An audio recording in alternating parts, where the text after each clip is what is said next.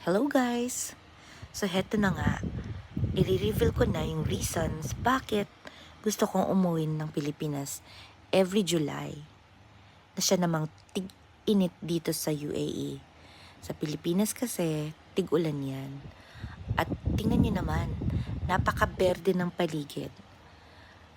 Ang daming puno, maraming prutas, tahimik, walang magagarang sasakyan, wala ding tall buildings.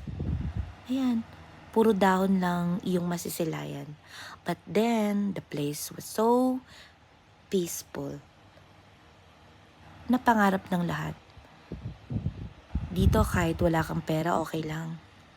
Basta may kape lang at asukal, carry na yan. Ganito ang buhay sa probinsya. Tahimik. Tahimik lang.